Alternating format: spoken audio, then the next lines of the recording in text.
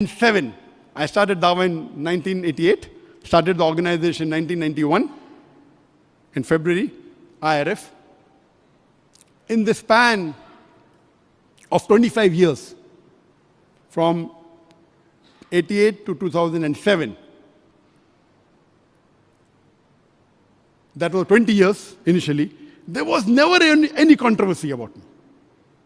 And I always had a philosophy that if you are doing something on the haqq, there's bound to be obstacles. But for me, for the first 20 years, there was no obstacles. No controversy.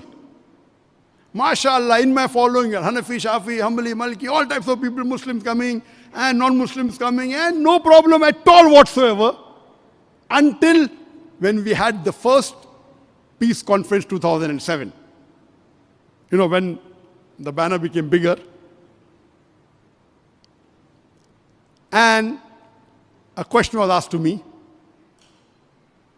regarding Yazid, may Allah have mercy. And I said, may Allah have mercy on him. When I said that, in the answer, I won't go to the details, may Allah have mercy on him, I said to Yazid, conference went very fine. Few days later from Pakistan, the Shias of Pakistan, no, how did he say Yazid, Rahimullah, may Allah have mercy, big controversy. Before that, Shias used to call me to give talks because I was on comparative religion. That was the first controversy. I stuck and I gave references from all the scriptures and everything. Second controversy that happened was in 2008 when we did the Peace Conference Urdu. When we called Urdu speakers from different groups, from different sects on same platform. And they tried to stop the conference. And that was a time in my life when I thought the earth is taken away from my feet. Such a big conference, it will be stopped. It was a small problem that time, but that time I thought it was a big problem. What to do? I went to my cabin, prayed to Allah subhanahu wa ta'ala. Next day, the Home Minister interferes. His son, being a Hindu, he comes and touches my feet. I said, this is not allowed. And the conference goes on, to cut the story short. Third controversy in 2010. In 2010, I had been to UK in 2009. And in UK, when I went in 2009, the head of the counterterrorism department, Charles Farr, he approached me and said, you are very popular. We want you to help us to reach those Muslims who we cannot reach. So I told him, I will help you in two conditions. Number one, you should not ask me to do anything against Quran and Sunnah. Number two, I don't want your money. He agreed. The UK government wanted my help to reach those Muslims who they could not reach because of the popularity of Peace TV. In 2010, the government changes. From Labour Party, you have the Conservative. Because the new government comes, Theresa May, at that time she was the Home Secretary, later she became the Prime Minister. She didn't know me. She said, who is the most popular Muslim speaker in UK? They said, Zakir Naik. Banned him. We cannot. He has not done anything wrong. Banned him. Find something in his speech which he spoke against UK. He hasn't spoken against UK. Find something in his speech which is illegal. Nothing illegal. Okay, go to CIA, ask them. CIA said, we have nothing against Dr. Zakir Naik. I said, yet I want to ban him. They said, if you ban him, he will go to the court. She said, I will handle the judges. And she excluded me. The only country officially to exclude me in 2010 was Theresa May. 3 weeks she came to power.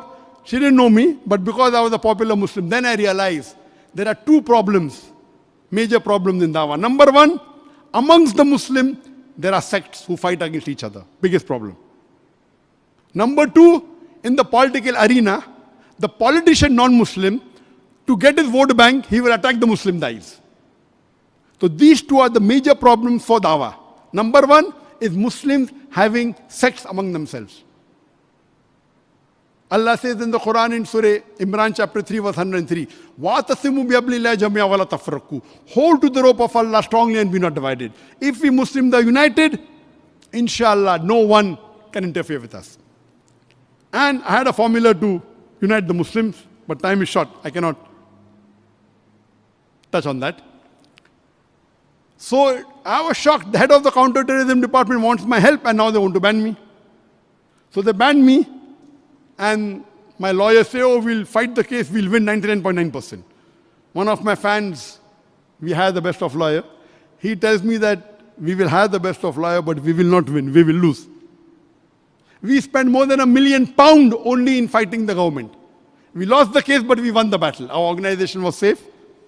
And we went to Supreme Court, we went to the European Court. That was the first experience of political interference. In 2012, one of my staff, he uploaded a video without checking on my Facebook, in which it was my speech, but altered. There was laughter in between, so it gave a wrong picture.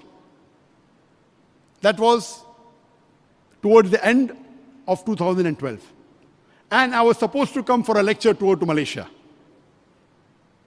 It was Ganesh Chaturthi, just maybe a month before that. And there was no problem in India, but some Hindus from Malaysia, they took that clip and made it viral and started complaining. And they told people in India, so first time any non-Muslim objected to my talk was in 2012. Why? In 2007 it was Muslims because from Pakistan Shias complained. In 2012 it was Hindus from Malaysia, some organization. They complained to Hindu organization in India, and there was big, massive protest, first time. The Hindus in India normally love me. They respect me. They revere me. Therefore, for my talk, 25% of the people coming for my talk are non-Muslims. So from 1988 to 2012, there was no problem at all. 25 years, no problem.